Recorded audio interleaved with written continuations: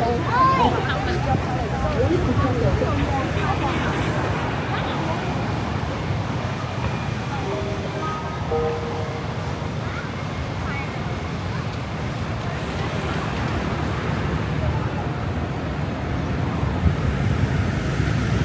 lý các thải xin chào và các bạn du lịch Đà Nẵng xin thông báo hiện nay có 2 cháu bé Trang 8 tuổi và Long 13 tuổi đi lạc tại khu vực bãi biển Mỹ Khê.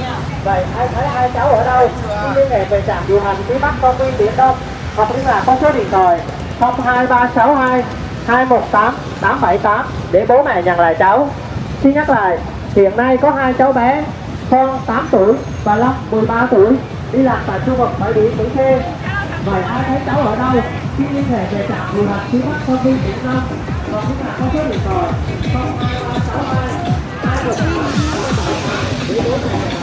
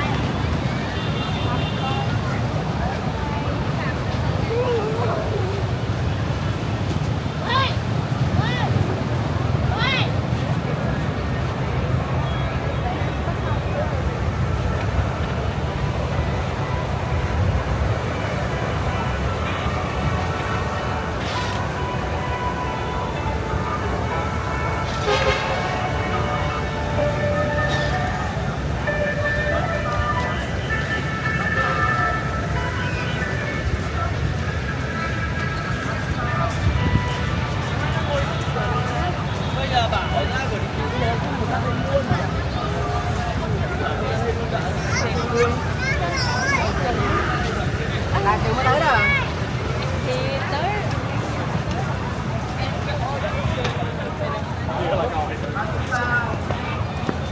bánh bao đây, bánh bao nóng hổi thơm ngon đây, bánh bao đặc biệt, bánh bao đây.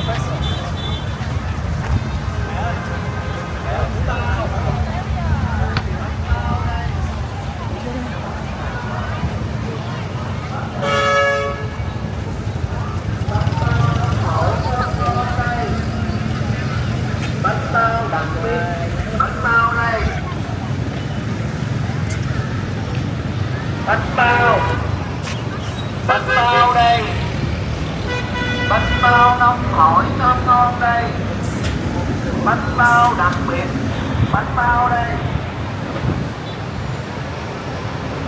bánh bao đây,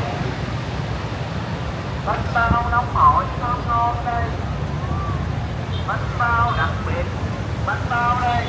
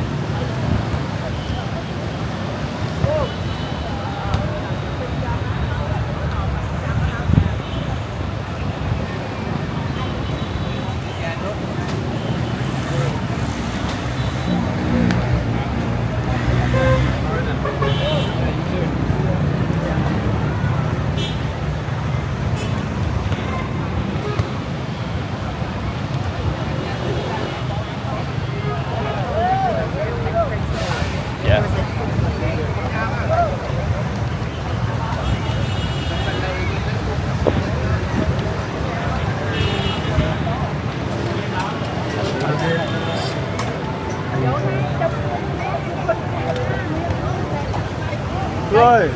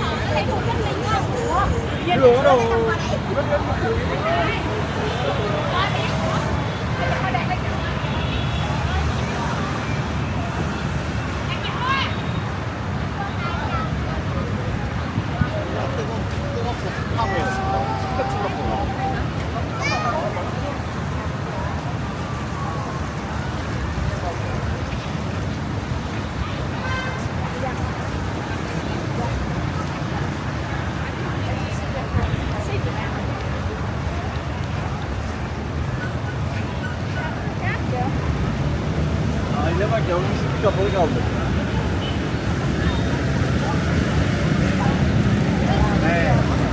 Bak şimdi.